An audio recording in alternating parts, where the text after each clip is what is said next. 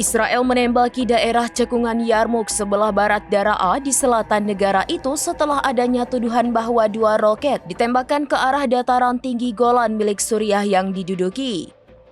Sebelumnya pada hari Selasa, media Ibrani mengklaim 2 roket ditembakkan dari kota Daraa sebelah selatan Suriah ke arah dataran tinggi Golan Suriah yang diduduki dan jatuh di daerah terbuka.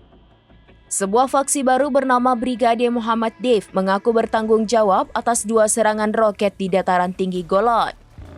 Brigade Muhammad Deif mengatakan dalam sebuah pernyataan bahwa serangan ini akan terus berlanjut sampai agresi Israel di jalur Gaza berhenti. Sementara itu, Kementerian Luar Negeri Suriah mengatakan dalam sebuah pernyataan yang diterbitkan Selasa malam, pihaknya belum memverifikasi kebenaran laporan penembakan terhadap Israel. Kementerian tersebut mengecam keras serangan udara Israel yang menargetkan desa-desa dan kota-kota di Provinsi Daraa.